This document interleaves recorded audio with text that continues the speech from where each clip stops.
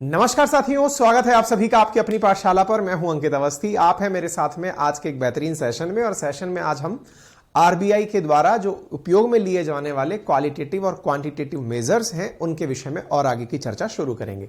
तो मेरे साथ में जो भी साथी उपस्थित हैं उन सभी का स्वागत है। जूही, सोमेन, आशीष, उपेंद्र, पियाशा, रवि बिंद, प्रिंस, संजीव, अमरजीत, सभी साथियों को वेरी गुड मॉर्निंग। आइए सेशन को आगे बढ़ाते हैं और जानते हैं। कल हमने शुरुआत की थी आपको क्वांटिटेटिव क्वालिटेटिव मेजर्स में सीआरआर के बारे में बता करके, उम्मीद है आपको याद होगा। अब उससे आगे हम चल रहे हैं दैट इज एसएलआर के लिए, स्टेटरी लिक्विडिटी रेशो के बारे में चर्चा करने के लिए कि ये क्या होता है, क्यों किया जाता है, सेंट्रल बैंक के अंदर क्या किया जाता है, किस तरह से ये सारे कार्य होते हैं। ठीक है, चलिए तो सबसे पहले हम बात करते हैं एसएलआर की। एसएलआर है क्या? तो प्रत्येक बैंक को अपनी शुद्ध जमाओं में से, यानी कि जो उसके पास में कैपिटल जमा हुआ है एफडी के रूप में या रिकरिंग डिपॉजिट के रूप में यानी आरडी के रूप में, उनमें से एक निर्धारित प्रतिशत को तरल और सुरक्षित प्रतिभूतियों के रूप में रखना, यानी लिक्विड के रूप में रखना और या सिक्योरिटीज के रूप में रखना। ठीक है, इस पर सरकार के द्वारा ब्याज भी दिया जाता है। एसएलआर वर्तमान में 18% चल रहा है। चालू खाते और बचत खाते में ग्राहकों द्वारा जमा कराई गई राशि बैंक का मांग दायित्व कहलाती है, क्योंकि यह धनराशि ग्राहक के मांगने पर लौटानी पड़ती है। क्लियर है? अच्छा, इसके साथ साथ क्या क्या चीज ध्यान रखनी होती है, अब मैं वो आपको बताने की यहां पर कोशिश करता हूं। Bank will have to keep more liquid asset, decrease liquidity. ये सारी कहानी अगर मैंने आपको दिखा दी, ठीक है। चलिए तो शुरुआत करते हैं आपको यह समझाने की कि क्या कहानी है और क्यों हमें समझानी है। सबसे पहला टर्म जो आपको यहां पर देखने को मिल रहा है दैट इज एनडीटीएल, दूसरा आरडी, तीसरा एफडी, नगद गोल्ड, एक टर्म यहां पर मिल रहा है प्रतिभूति। इन सभी शब्दों के बारे में अब मैं आपको थोड़ा सा समझा देता हूं सो दैट आपको एसएलआर के बारे में अच्छे से समझ में आ जाएगा। ठीक है, याशिका कि इंडियन ज्योग्राफी के अंदर बहुत ब्लर दिख रहा है, ऐसा तो नहीं होना चाहिए बेटा।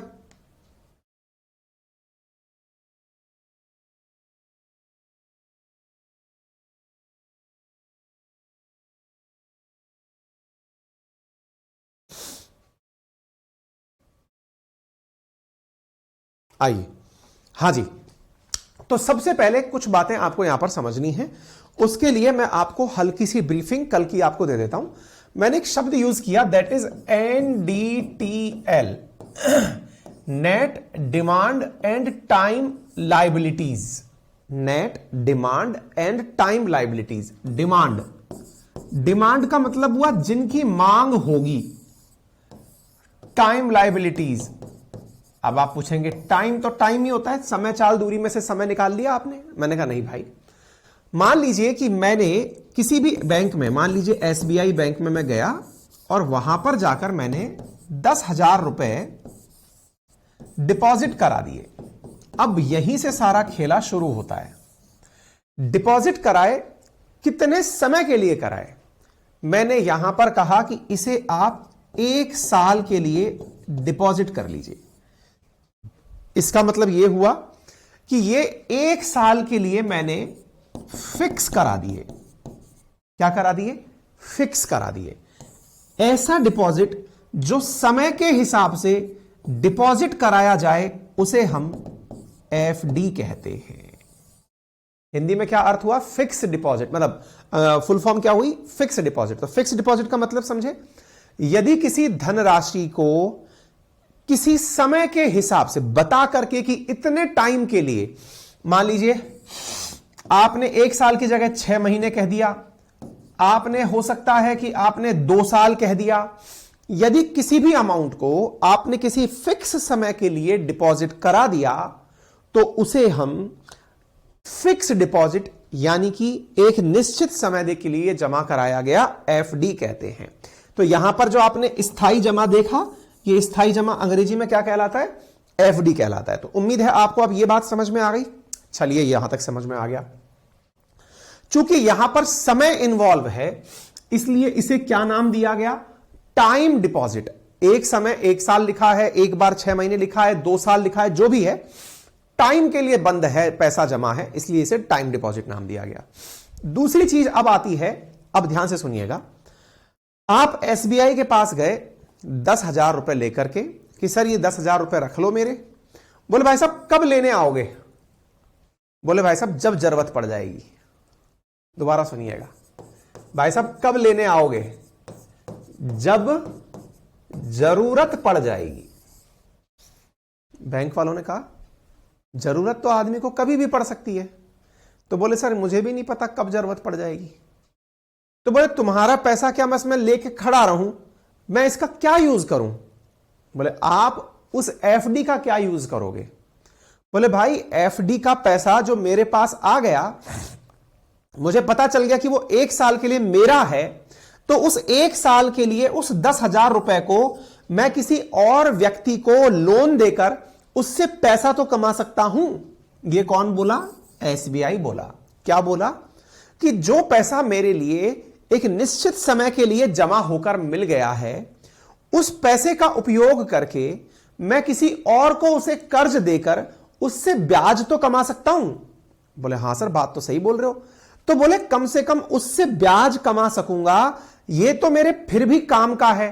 क्या चीज? एफडी।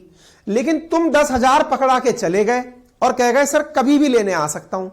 तो भैया तुम्हारे इस चक्कर में कि तुम कभी भी लेने आ सकते हो, मुझे पूरे टाइम तुम्हारा पैसा रखना पड़ेगा संभाल करके कि तुम कभी भी आ जाओगे लेने।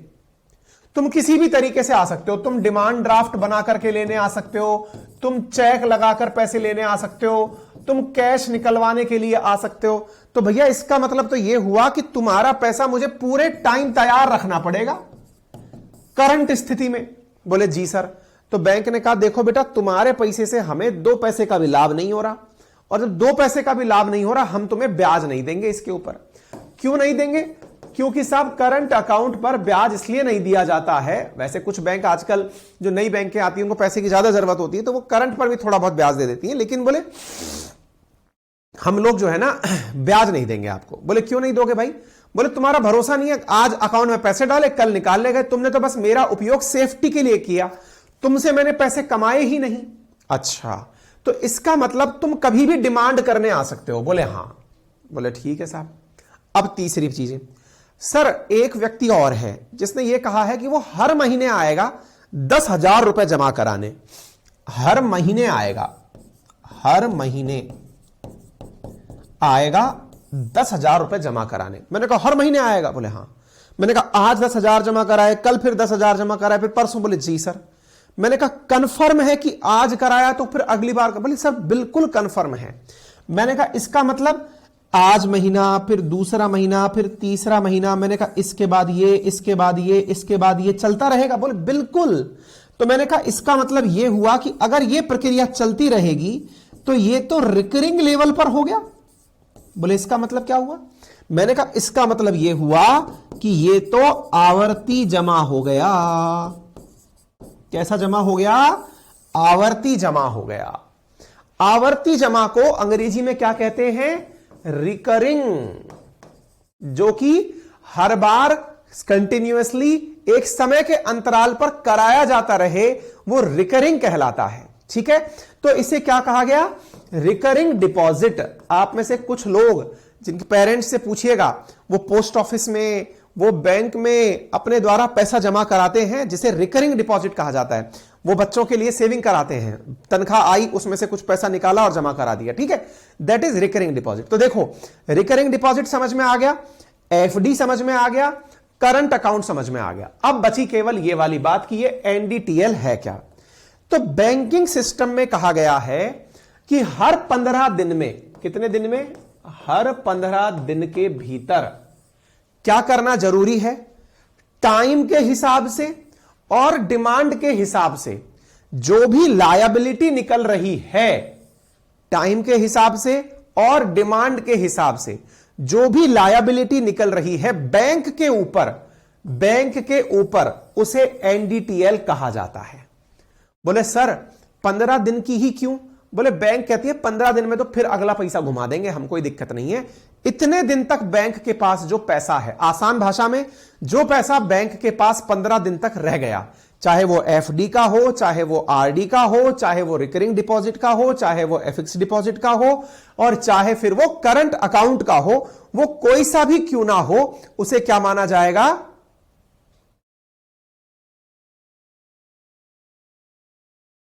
ठीक है ना, उसे क्या माना जाएगा? एनडीटीएल माना जाएगा। बोलो यहां तक समझ में आ गया?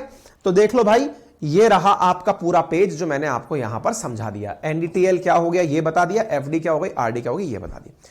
अब एक बड़ी टर्मिनोलॉजी है यहां पर जो कि है सिक्योरिटी के रूप में। आप कहेंगे आप तो एसएलआर पढ़ाने के लिए सेशन लगाए थे। हमने कहा एसएलआर पढ़ने से पहले आपको बेसिक्स पता होंगे, तब जाके एसएलआर पढ़ पाएंगे। तो बोलो बताओ फिर आगे की कहानी बताओ। मैंने कहा चलो आगे की कहानी बताते हैं अब आपको, आ जाओ भाई। अब सवाल बनता है सिक्योरिटी क्या होती है? सिक्योरिटी क्या होती है? गवर्नमेंट ट्रेजरी क्या होती है ना?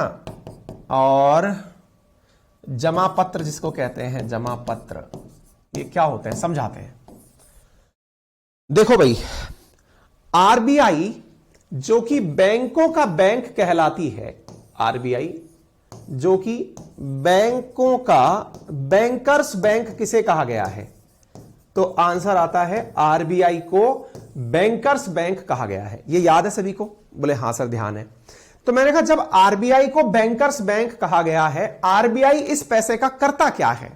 भाई आरबीआई ने बैंकों से खूब सारा पैसा ले लिया, मान लीजिए, करेगा क्या वो? तो सर ये गवर्नमेंट का सहयोग करता है। गवर्नमेंट का सहयोग कैसे करता है? गवर्नमेंट को बहुत सारी पॉलिसीज चलाने के लिए पैसे की जरूरत होती है, धन की जरूरत होती है।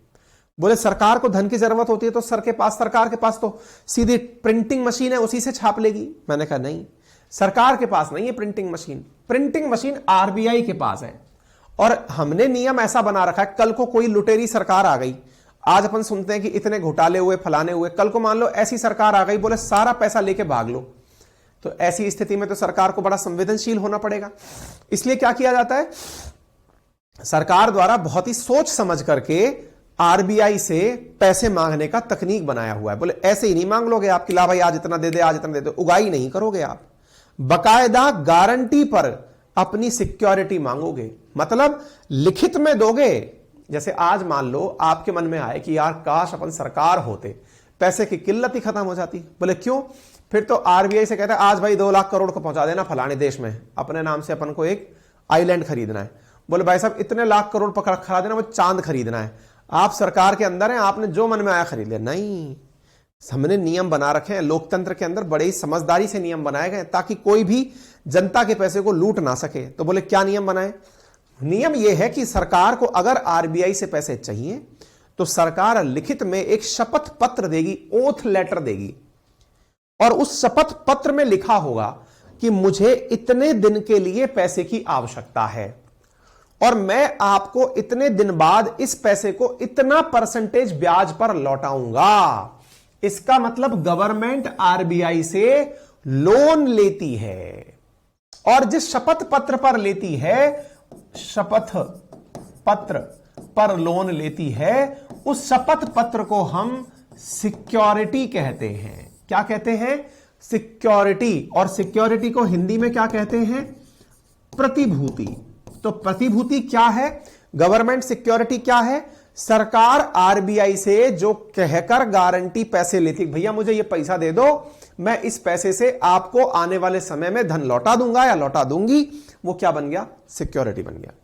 फिर बोले सर क्या हमेशा यह तय है कि आरबीआई गवर्नमेंट से, मतलब गवर्नमेंट आरबीआई से पैसे लेगी तो ब्याज पर ही लेगी? हां, लेकिन कई बार आरबीआई जब मुनाफा कमा लेती है तो वो सरकार को अपनी तरफ से गिफ्ट भी कर देती है कि कोई बात नहीं, ये पकड़िए, हमने इस बार इतना मुनाफा कमाया, इतना पैसा आपको हम दे सकते हैं। तो आरबीआई खुद से दे दे तो बात अलग है, सरकार जब भी मांगेगी तो वो गारंटी पर मांगेगी। अब जो वो पत्र है, कौन सा पत्र? अच्छा, एक लोगों के दिमाग में सवाल आएगा, सर गवर्नमेंट कहां से पैसा लौटाएगी? गवर्नमेंट के पास क्या है पैसा? मैंने आपको समझाया था ना कल के लेक्चर में, राजकोषीय नीति, फिस्कल पॉलिसी। गवर्नमेंट के पास वो चीज है जिससे गवर्नमेंट पैसा जनरेट कर सकती है, टैक्स लगा करके, दुनिया के साथ व्यापार करके, लोन देकर, लोगों से जब्त करके कहीं से पैसा कर सकती है, कहीं से भी पैसा ला सकती है, तो सरकार पैसा लौटा सकती है। बोले ठीक है सर। तो सरकार ने क्या किया? सरकार ने अपनी तरफ से आरबीआई को एक गारंटी लिख कर दी कि मैं इतने दिन में आपका पैसा लौटा दूंगा। अब इस गारंटी का आरबीआई क्या करे? और आपके दिमाग में दूसरा प्रश्न आएगा, सर सरकार कहीं पलट गई अपनी बात से, क्योंकि आज मान लीजिए एनडीए की सरकार है, कल यूपीए की सरकार आ गई, परसों किसी और पार्टी की सरकार आ गई, सरकार पलट गई, जाओ बेटा हम तो नहीं मानते, तुमने उसके समय पे लिया होगा, हम तो नहीं लौटाएंगे। फिर हमने कहा ऐसा नहीं होता है, यहां पर पार्टी की सरकार नहीं होती है, देश की सरकार होती है। अपन और आप और हम समझते भले ही हो कि फलानी पार्टी की सरकार चल रही है, ऐसा होता नहीं है वास्तविकता में, देश की सरकार होती है। और देश के किसी भी नेता ने कोई भी कसम खाई हो आरबीआई के साथ या दुनिया के किसी भी देश के साथ, आप उसे पलट नहीं सकते। इसलिए आपने देखा होगा देश की नीतियां, सरकारें बदल जाएं लेकिन नीतियां सेम रहती हैं, कि बदल नहीं सकते आप, ठीक है ना। फिर उसके लिए आमूलचूल परिवर्तन करना पड़ता है, सरकारें नहीं बदल जाती, ठीक है। तो बोले अच्छा, तो फिर सर एक बात बताइए, रिकरिंग में इंटरेस्ट मिलेगा क्या? राहुल बिंद, बिल्कुल मिलता है बेटा, ठीक है, क्लियर। अच्छा, अब सवाल यह बना, तो बोले सर एक बात बताइए, सरकार को पैसा देना ही है? मैंने कहा 100% देना है, मतलब आरबीआई के लिए। अब मैंने कहा अब सोच के देखो, आपने और हमने बैंक में पैसा क्यों जमा कराया था? सबसे पहला कारण क्या था? हमारा पैसा सुरक्षित रहेगा। कहां पर? बैंक में। अच्छा, बैंक ने आरबीआई में पैसा क्यों जमा कराया? क्योंकि उसको लगता है कि उसके ऊपर से टेंशन कम हुई, आरबीआई में पैसा जमा करा दो, टेंशन कम हो गई, अपना सिक्योरिटी मिल गई। साथ में आरबीआई में पैसा जमा कराया, चूंकि ये बैंकों का बैंक है, इसलिए आरबीआई भी बैंक को ब्याज देता है। फिर क्या हुआ? आरबीआई भी टेंशन में कि यार मैं इस पैसे का करूं क्या, मैं कहां चलाऊं, तो आरबीआई ने वो पैसा उठाकर सरकार को दे दिया या किसी और बैंक को दे दिया। वहां से वो उस पैसे पर ब्याज कमा रही है और टेंशन मुक्त रह रही है कि चलो भाई अपनी टेंशन खत्म हो गई, अपना पैसा सरकार जाने और सरकार के मंत्रालय जाने, अपनी हेडेक खत्म। अब अपने पास तो लेटर है, सरकार को पैसा देना ही पड़ेगा। अब एक किसी बच्चे के दिमाग में डाउट आ जाए, सर मान लो सरकार बची नहीं, मैंने कहा फिर पैसे का करोगे भी क्या? अगर देश में लोकतंत्र ही नहीं बचा, देश की सरकारें ही दिवालिया हो गई, तो सरकार का और उस देश का करोगे क्या? ठीक है साहब, तो अब आपको उम्मीद है कि यह बात समझ में आ गई। सर आरबीआई का मालिक कौन है? सर मोदी है कि आरबीआई? आरबीआई का मालिक कौन है? आरबीआई का मालिक शक्तिकांत दास, आरबीआई के गवर्नर, ठीक है। ऑटोनोमस बॉडी, खुद से निर्णय लेती है, सरकार के कहने पर कार्य नहीं करती है, खुद से निर्णय खुद के सारे, ठीक है। अच्छा, अब आगे की तरफ बात करते हैं। तो बोले सर अब इस सिक्योरिटी की इतनी कहानी क्यों सुनाई? मैंने कहा सारा खेला अब इस सिक्योरिटी का ही है। सबको पैसा सुरक्षित रखना था, आपको रखना था बैंक में, बैंक को रखना था आरबीआई में, आरबीआई को रखना था सरकार में। पैसा चला गया, उसकी एवज में सिक्योरिटी मिल गई। सिक्योरिटी समझ लो एक लेटर मिल गया, उस लेटर पर लिखा है कि मैं धारक को इतना परसेंटेज ब्याज के साथ पैसा रिटर्न करने का वादा करता हूं। हो गया। अब वो जो सिक्योरिटी मिली है ना आपको, अब उसी सिक्योरिटी का ही मार्केट में व्यापार किया जाता है। क्या? आरबीआई बड़ी समझदार है। अब आरबीआई क्या करती है, उस सिक्योरिटी को खुद के पास ले लेती है और बैंकों से कहती है कि सुनो तुम्हें सिक्योरिटी चाहिए क्या? बोले हां सर, हमें क्यों नहीं चाहिए सिक्योरिटी। तो बोले ये सिक्योरिटी पकड़ो, सरकारी सिक्योरिटी है। इसको क्या कहा? सरकारी सिक्योरिटी। क्या नाम दिया? Government security. गवर्नमेंट सिक्योरिटी, बोले सरकारी सिक्योरिटी है। बोले चाहिए क्या? बोले हां सर, क्यों नहीं चाहिए। बोले ये पकड़ो, प्रतिभूति इसको हिंदी में कहते हैं, ये पकड़ो, इतना पैसा दे दो, अब तुम ऐश करो, जब भी तुम्हें पैसे की जरूरत होगी सरकार लौटाएगी। बैंक ने भी कहा वाह, ना तो पैसे की टेंशन, ऊपर से सरकार का कॉन्फिडेंस। और आप सोचो आपसे मैं अगर कर्जा मांगने आऊं, देखो दिमाग लगाना, इस बात को समझने के लिए हल्का सा बेसिक चाहिएगा। आपसे आज आपका कोई पड़ोसी पैसा मांगने आया, भाई साहब मुझे पैसे की जरूरत है, कितने की? बोले 10,000 रुपए की जरूरत है। आप 10 बहाने करोगे, यार भाई साहब सॉरी यार, मतलब मैं नहीं दे पाऊंगा आपको पैसे, क्योंकि मेरे घर में फलाना फलाना काम है। भले ही पैसा है आपके पास, आप देने में डर रहे हो, पता नहीं लौटाएगा कि नहीं लौटाएगा, कोई बात नहीं। अब आपके घर में आप ही के छोटे भाई ने आपसे पैसे उधार मांगे, भैया 100 रुपए दे दो यार, या 10,000 रुपए दे दो यार, मेरे को साइकिल लेनी है।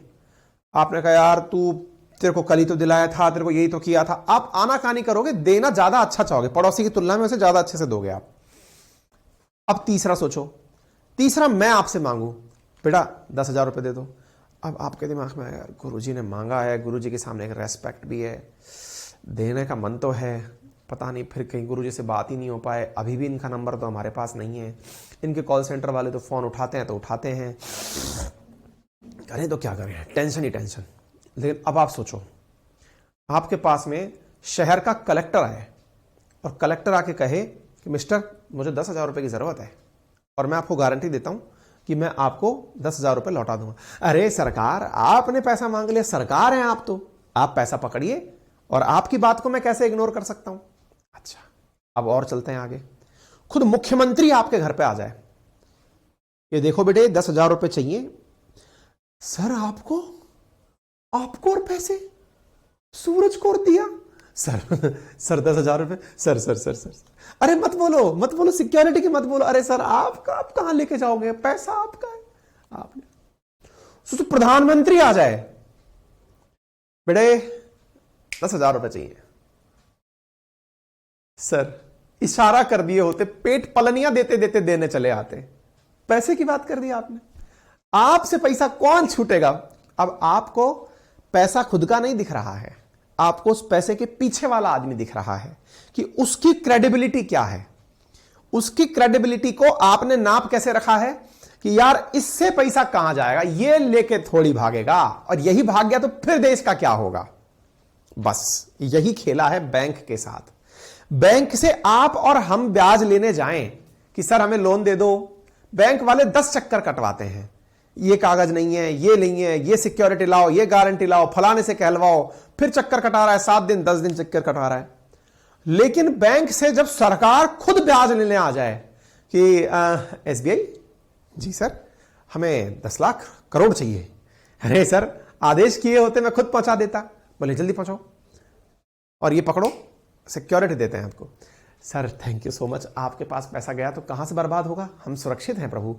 तो समझ लीजिएगा, जनता अगर लोन मांगती है बैंक से तो उसे देरी से मिलता है, ज्यादा ब्याज पे मिलता है, और सरकार जब बैंक से लोन मांगती है तो उसे कम दाम पर भी मिलता है और कम इंटरेस्ट रेट पर भी मिलता है और तुरंत मिलता है।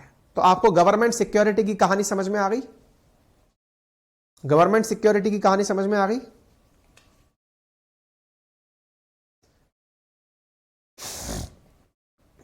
नीतीश लिख रहे हैं सर सपना ना दिखाओ कितने लोग सच मान लेंगे। अरे भैया सच्चाई है, सपना क्या है, ऐसा ही होता है। हाँ प्रधानमंत्री प्रेसिडेंट चीज एक ही तरह से ले लो निशांत, राष्ट्राध्यक्ष मांग ले तो आप क्या मना करोगे। डी ज्यूरे और डी फैक्टे का ही तो फर्क है। क्लियर हो गया? यहां तक समझ में आ गया? इसका मतलब यह हुआ कि भाई साहब ऐसी स्थिति में बैंक के तुरंत तैयार हो जाती हैं, इसीलिए गवर्नमेंट सिक्योरिटी का सबसे ज्यादा ट्रेड किया जाता है और बैंक के इसको अपने पास में भर भर के रखती हैं कि भैया हमारा पैसा सरकार के पास रहे, सबसे सुरक्षित है। जनता ने FD करा रखी है, फिक्स डिपॉजिट पे हमको सरकार की तरफ से इतना ब्याज मिल रहा है, क्या ही दिक्कत है, चलने दो। यही सरकारी जमा पत्र है, गवर्नमेंट ट्रेजरी। सरकार अपने पास में आपका पैसा मांग ले, इसी को ही आप जमा पत्र कहते हैं। अलग अलग नाम से निकालती है सरकार, कभी निकाल दिया किसान विकास पत्र के नाम से कि भैया किसानों के विकास के लिए हम आपसे जनता से पैसा चाहते हैं, वो सब चीजें एक ही हैं। ठीक है, चलिए तो अब आपको यहां तक समझ में आ गया होगा। ट्रेजरी बिल भी यही चीज है, नगद गोल्ड फोल्ड तो आपको पता ही है, सरकारी प्रतिभूतियां क्या होती हैं ये सब। अब आते हैं हम SLR के पास। तो अब आपको यह समझ में आ जाना चाहिए एक पॉइंट। अब SLR समझ में,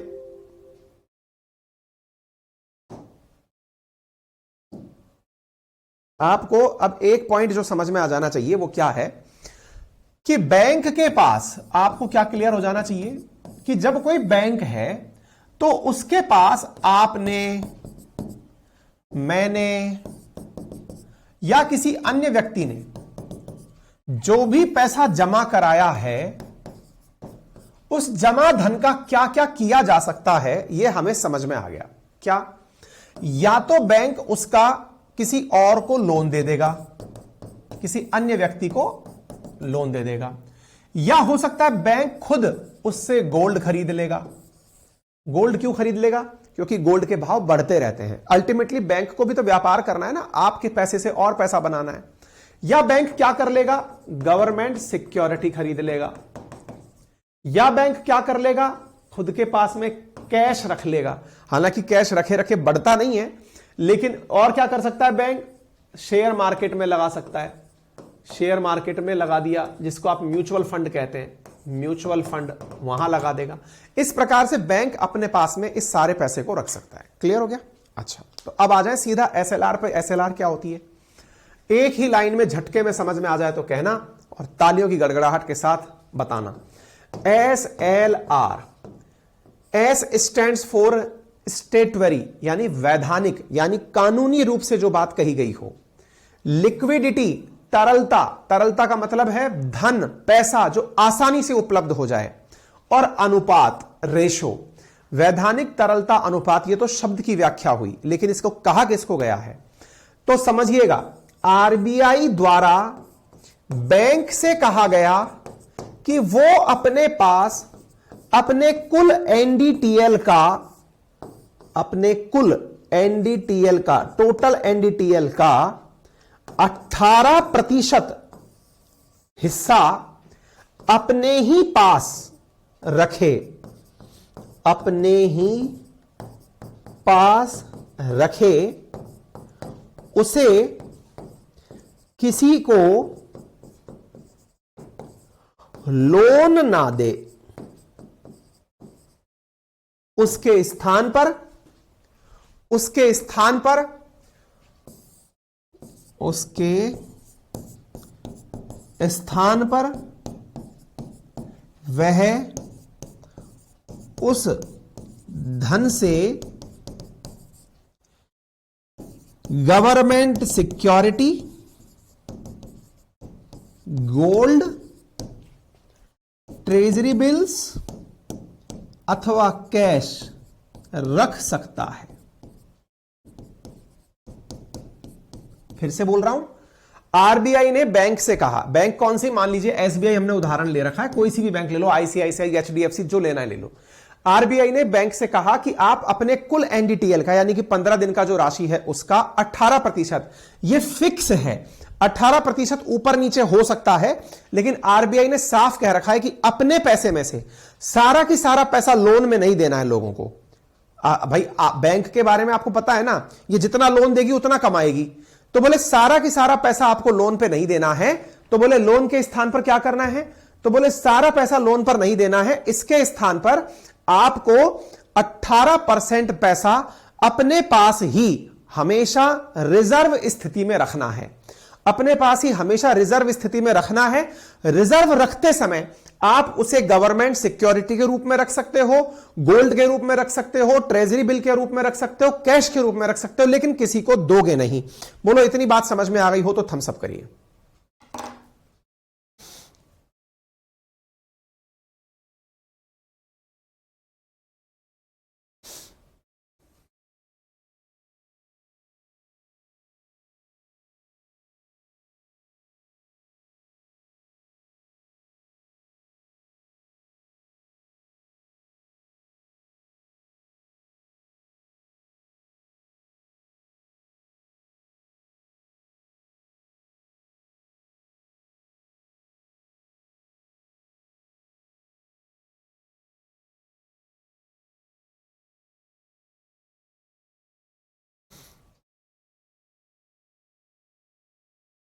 श्रुति Rani, thank you so much.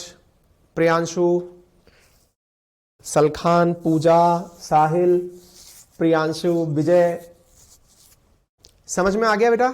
सभी को क्लियर हो गया? सर आप ग्रेट है। मैं ग्रेट नहीं हूं, कंटेंट ग्रेट है, कंटेंट समझ में आ गया। सलखान माजिद जोहार सर। प्रमात्या पंडित सर कल का क्लास नहीं डाला बेटा, कल का क्लास हुआ है। अंकित सर आपसे पढ़ाई करके अच्छा लगता है। प्रियांशु आप एमपी कब आएंगे? हमें यार यूपी तो आना है, दिसंबर में प्लान कर रहे हैं, देखिए।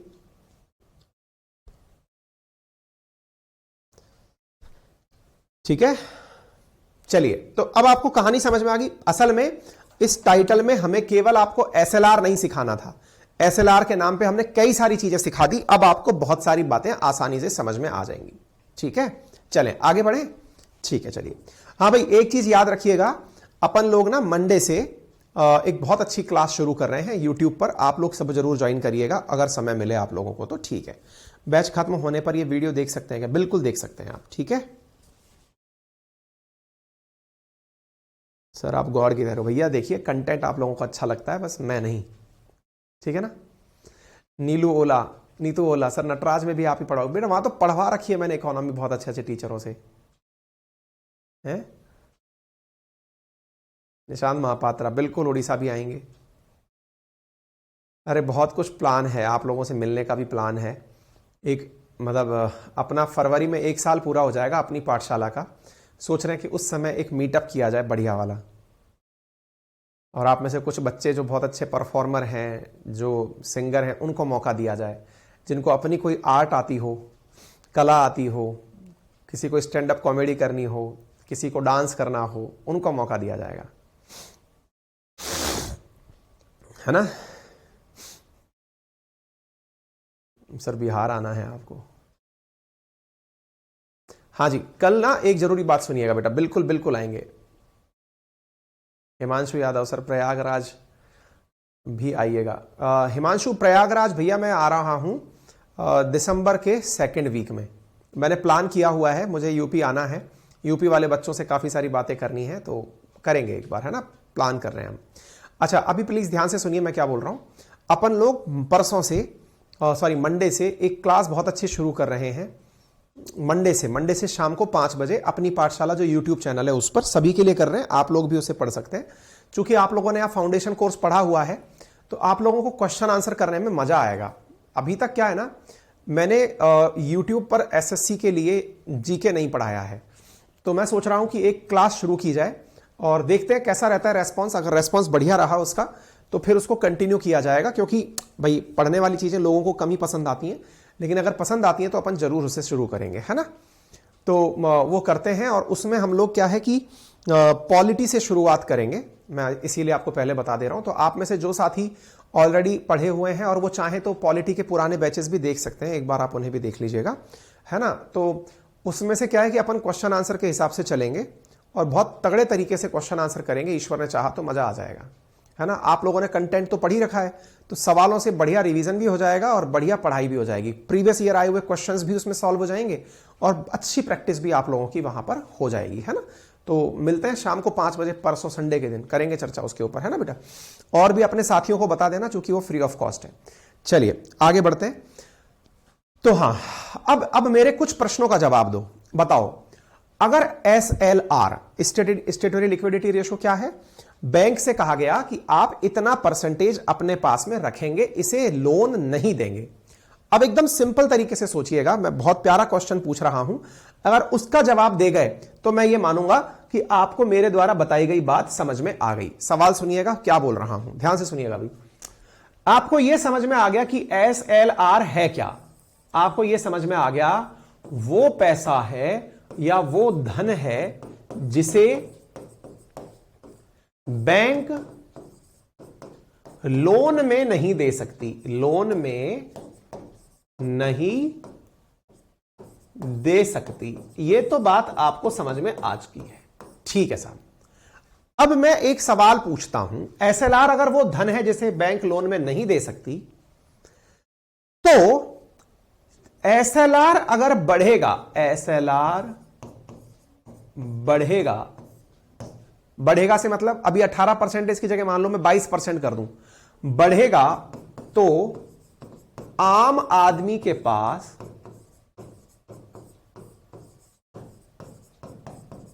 धन ज्यादा या कम? बताओ भाई, सवाल सिंपल। ज्यादा के लिए ए लिखें, कम के लिए बी लिखें। अगर एसएलआर बढ़ा तो आम आदमी के पास बैंक के माध्यम से पहुंचने वाला धन ज्यादा पहुंचेगा या कम पहुंचेगा? बताइए।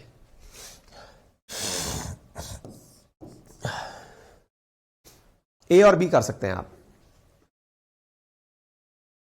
देशराज बिल्कुल कराएंगे भैया, बिल्कुल कराएंगे। अब तो हिस्ट्री का ही बचा है बेटा, बाकी तो सभी हो चुके। ज्योग्राफी हो चुकी, पॉलिटी हो चुकी, इकोनॉमी हो जाएगी, उसके बाद हिस्ट्री बचेगी। फिर हिस्ट्री करेंगे बढ़िया से, मजेदार तरीके से, मजा आएगा उसको करने में। आपके पास दो ऑप्शंस हैं, बताइए।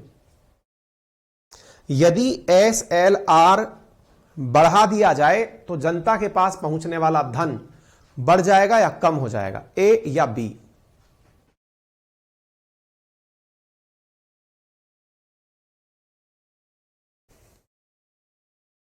बहुत सही। मैक्सिमम लोगों का जवाब है लोगों के पास कम पैसा पहुंचेगा। क्यों? क्योंकि बैंक ने अपने पास होल्ड कर लिया।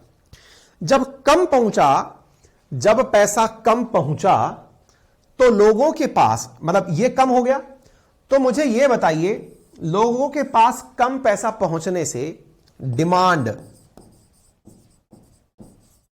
बढ़ेगी या घटेगी? बताइए।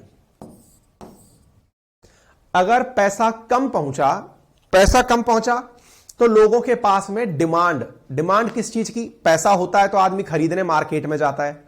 पैसा ही नहीं है तो डिमांड वो बढ़ाएगा या घटाएगा? बताइए। पैसा कम तो डिमांड बढ़ेगी या घटेगी? पैसे की नहीं कह रहा हूं मैं, मार्केट की डिमांड की बात कर रहा हूं। क्योंकि आदमी के पास पैसा पहुंचेगा, वो पैसा लेकर के मार्केट में खरीदारी करने जाएगा या नहीं जाएगा? जब पैसा ही नहीं है तो वो खरीदारी करने भी नहीं जाएगा। यानी मार्केट के अंदर मांग की क्या हो जाएगी? कमी हो जाएगी। क्लियर? मांग की कमी हो गई। कब? जब पैसा कम पहुंचा तो मांग की कमी हो गई। मांग की कमी हो गई तो ऐसी स्थिति में महंगाई पर क्या असर पड़ेगा? महंगाई कब बढ़ती है? जब डिमांड ज्यादा होती है और सप्लाई कम होती है। जहां मांगने वाले ज्यादा हो और सप्लाई कम हो तब तो महंगाई बढ़ती है। लेकिन मांगने वाले ही कम हैं, सप्लाई जैसे चल रही है वैसे चल रही है, तो बताइए महंगाई का क्या होगा? महंगाई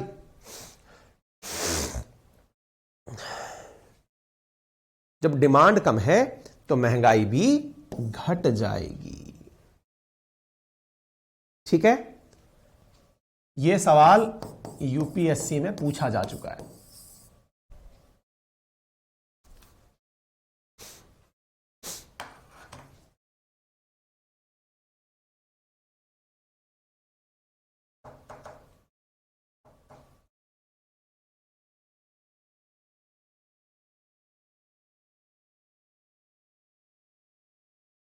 एसएलआर का महंगाई से संबंध पूछा जा चुका है।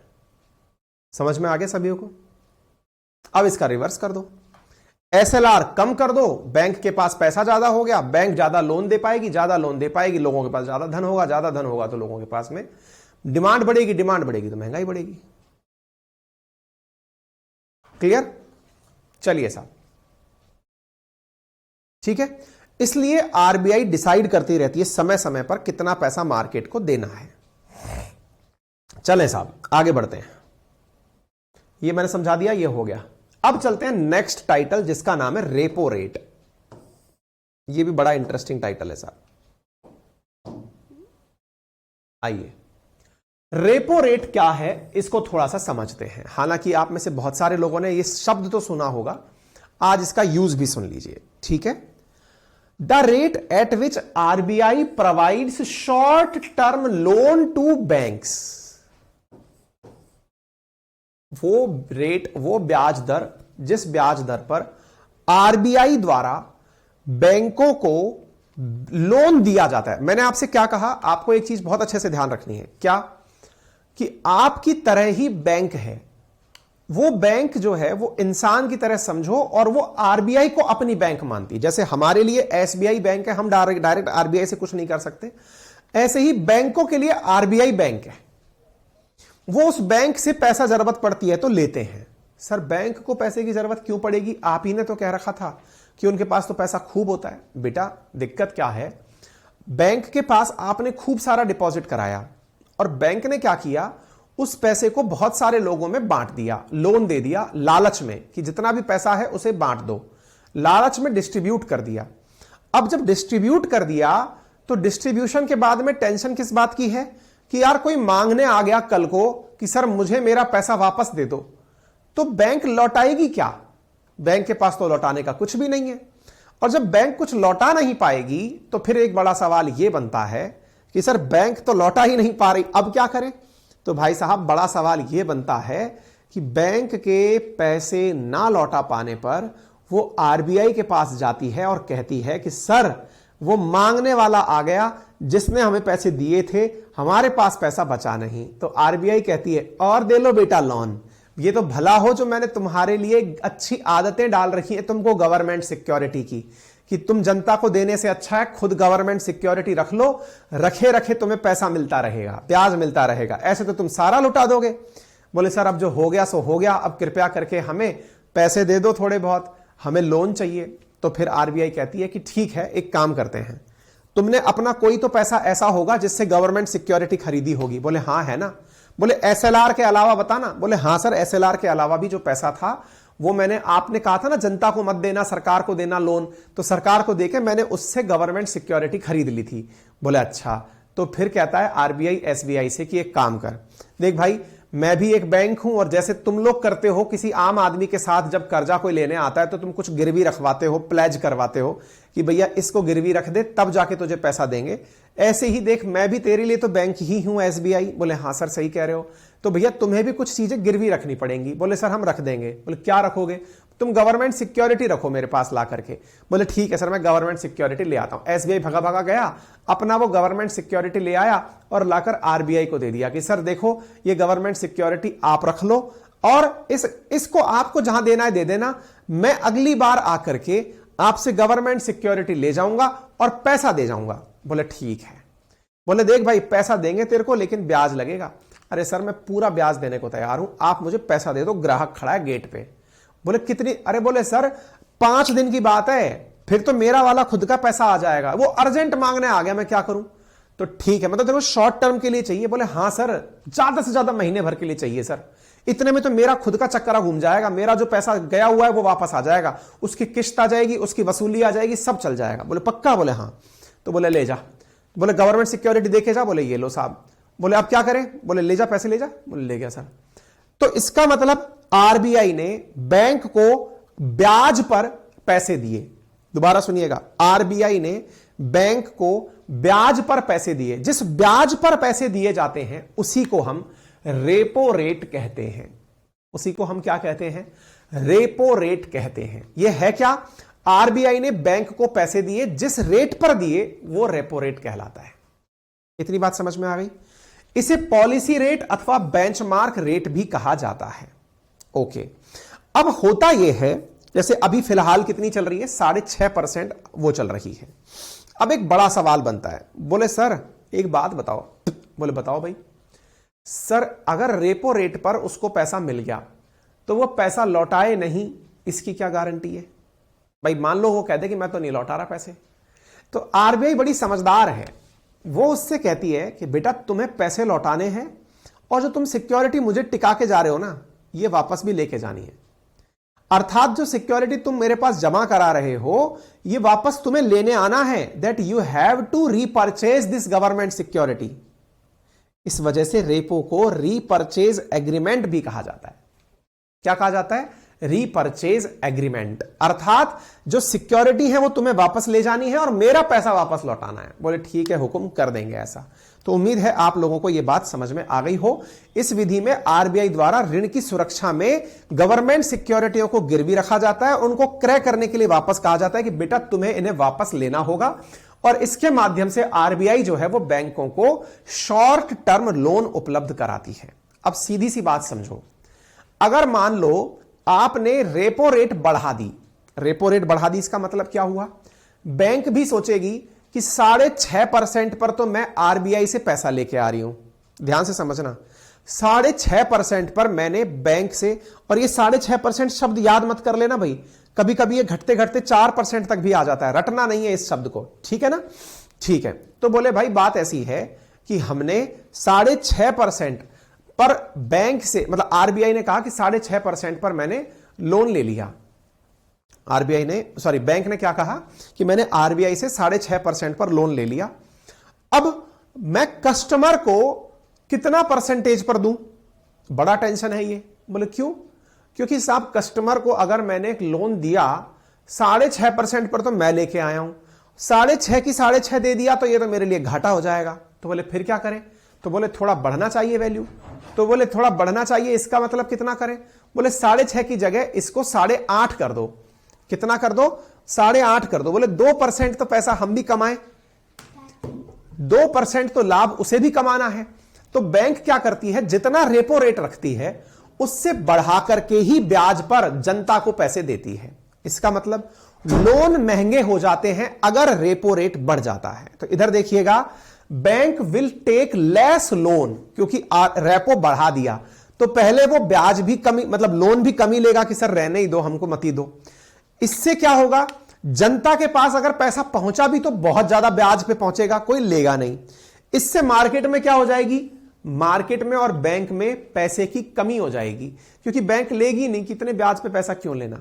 इससे क्या होगा, ब्याज दरें बढ़ जाएंगी, और ब्याज दरें बढ़ जाएंगी, इससे क्या होगा, पैसा धीरे धीरे लोगों के पास कम पहुंचेगा, और पैसा कम पहुंचेगा, इससे क्या होगा, इन्फ्लेशन कंट्रोल हो जाएगा। तो रेपो रेट अगर बढ़ाते हो तो महंगाई को आप घटाते हो। इसीलिए इन दिनों आप जो देख रहे हैं लगातार रेपो रेट बढ़कर चल रही है, ये बहुत बड़ी हुई है। पहले 4% तक रेपो रेट देखी है मैंने, 4.5% तक देखी है, ये 6.5% है। 6.5% का मतलब है कि आप अगर होम लोन भी लेने जा रहे हो ना किसी बैंक से, तो वो कम से कम आप लोगों को 10% के आसपास पर आपको होम लोन दे रहा है। होम लोन की रेट बहुत ज्यादा बढ़ी हुई है, ठीक है ना। तो ऐसी स्थिति में क्या होता है कि ये सारी की सारी चीजें जो है ये बहुत महंगी हो जाती है, जनता के पास पैसा पहुंचना बहुत मुश्किल टास्क हो जाता है। क्लियर हो गया? उम्मीद है आप लोगों को यह बात समझ में आ गई होगी। और इसी वजह से अभी महंगाई नियंत्रित करने के लिए बैंकों ने, मतलब आरबीआई ने लगातार कई समय से अपने द्वारा लोन को, अपने द्वारा ब्याज को कम नहीं किया है, ठीक है ना। इतना ऊंचा ही ब्याज चला आ रहा है लंबे समय से, ठीक है।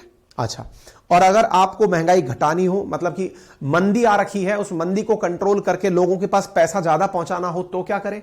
तो जैसा कोरोना काल में हुआ था, सरकार ने रेपो रेट बहुत कम कर दी। इससे क्या हुआ, बैंकों के पास भर भर के पैसा पहुंच गया, भर भर के पैसा पहुंच गया। उन्होंने भी भर भर के सस्ते दरों पर लोन दिया।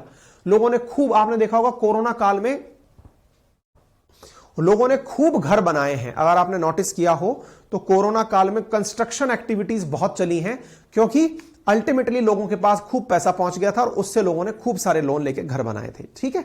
उम्मीद है आपको रेपो रेट समझ में आ गया। अब आता है बात रिवर्स रेपो रेट की। अब बैंक भी समझदार हो गई।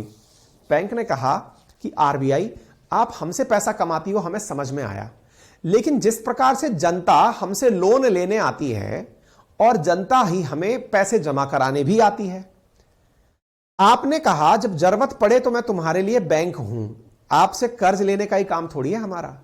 हमारे पास ज्यादा पैसा आ गया, अब इस पैसे को भी बेटा हम आपके पास ही जमा कराएंगे, लो इस पैसे को जमा करो अपने पास। आरबीआई कह रही है अरे मेरे को जरूरत नहीं है। बोले जरूरत हो या ना हो, आपने खेला खेला ना हमारे साथ, हमें जरूरत पड़ी तो आप लोगों ने हमसे ब्याज वसूला, कोई बात नहीं, अब मेरे पास ज्यादा पैसा आ गया, रखो इसको अपने पास और ब्याज दो इसके ऊपर। और फिर बैंक वाले कितने समझदार होते हैं, आरबीआई से कहते हैं सुनो, हम जो पैसा दे रहे हैं ना आपको, इसकी एवज में गवर्नमेंट सिक्योरिटी दो हमें, हम आप पर विश्वास नहीं करते, गवर्नमेंट सिक्योरिटी दो। तो बैंक वाले क्या करते हैं, आरबीआई से गवर्नमेंट सिक्योरिटी मांग लेते हैं कि हमें गवर्नमेंट सिक्योरिटी दो भाई। आरबीआई से बैंक वालों ने गवर्नमेंट सिक्योरिटी ले ली और कहा कि सुनो जब पैसे की जरूरत पड़े ना ये वापस ले लेना। बोले हाँ ठीक है प्रभु, आज ले जाओ, और आप बिल्कुल कस्टमर की तरह, जैसे आप बैंक में पैसा जमा कराने जाते हो, एफडी कराने जाते हो, तो ब्याज मिलता है कि नहीं मिलता है। ऐसे ही रिवर्स रेपो रेट क्या है, जब बैंक आरबीआई में अपना पैसा जमा कराती है तो जो उस पर ब्याज मिलता है उसे रिवर्स रेपो रेट कहा जाता है। Interest rate at which bank deposit their money with RBI. ठीक है।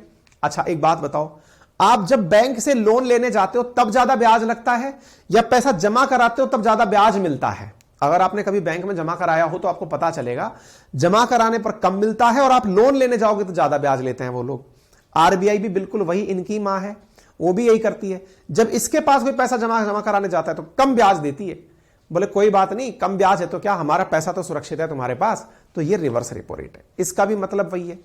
अब अगर आप सोचो आरबीआई कहे कि मैंने रिवर्स रेपो रेट बढ़ा दी, रिवर्स रेपो रेट बढ़ा दी का मतलब क्या हुआ? इसका मतलब यह हुआ कि आरबीआई ने कहा कि मेरे पास में बहुत सारा पैसा जमा करा सकते हो, मैं तुम्हें जमा पर बहुत सारा इंटरेस्ट दूंगी। आपने रिवर्स रेपो रेट बढ़ा दी, बैंक लालची हो गई, वो जा जाके अपना पैसा जमा कराने लग गए। बैंकों में पैसा जमा, बैंक वाले अपना पैसा आरबीआई में जमा कराने लग गए, जनता को दे ही नहीं रहे। तो ऐसी स्थिति में जनता के पास पैसा पहुंचा नहीं, महंगाई नियंत्रित हो गई क्योंकि लिक्विडिटी कंट्रोल हो गई। आरबीआई कहते हैं कि मैं अपने पास में केवल 2% पैसे पे रखूंगी, ब्याज पे रखूंगी पैसा, धरना है तो धर, नहीं तो वापस ले जा। फिर बैंक कहती है कि मैं तुमको क्यों दूं, फिर मैं जनता को ही दे दूं ना 8% पे, तो फिर लोन ज्यादा मिलने लग जाता है। तो रिवर्स रेपो रेट घटाओगे मार्केट में पैसा आ जाएगा, रिवर्स रेपो रेट बढ़ाओगे मार्केट से पैसा खिंच जाएगा। समझ में आ रहा है कैसे क्लियर हो रहा है सारी कहानी? ठीक है, यहां तक समझ में आ गया हो तो थम्स अप कर दीजिएगा, इससे आगे अब कल पढ़ेंगे भाई। ठीक है, चलिए थैंक यू सो मच, अपना ख्याल रखें।